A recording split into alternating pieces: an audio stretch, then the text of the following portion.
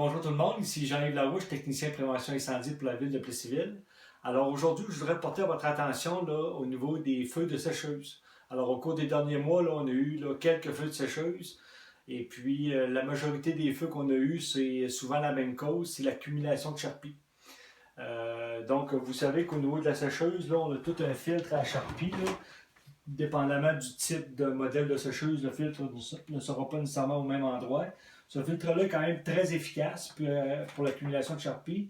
Mais ce qu'on s'aperçoit, c'est que de la charpie très très fine peut s'accumuler dans le fond de la sécheuse, va passer à travers le filtre pour s'accumuler dans le fond de la sécheuse. Donc, puis on sait que la partie moteur de la sécheuse est située dans le bas également. Donc, la partie moteur, jumelée à cette fine charpie-là, cause des incendies. Donc, ce qu'il faut faire, c'est que oui, il faut nettoyer le filtre régulièrement à charpie. Il faut également aller nettoyer à l'aide de l'aspirateur dans le bas de la sécheuse.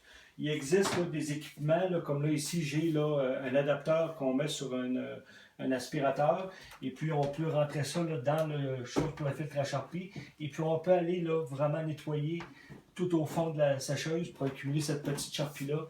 Donc, ce qui est beaucoup plus sécuritaire au niveau prévention incendie. Ce que je veux également porter votre attention, on a parlé du filtre à charpie, c'est le tuyau d'évacuation qui part de la sécheuse et qui va jusqu'à la sortie d'air extérieur. Donc ce tuyau-là également, il faut qu'il soit nettoyé parce que, tout dépendant de la longueur et plusieurs facteurs, il peut s'accumuler de la charpie dans le tuyau. Donc lui, moins régulièrement, je dirais une fois par année, mais il faut que le tuyau d'évacuation également soit nettoyé.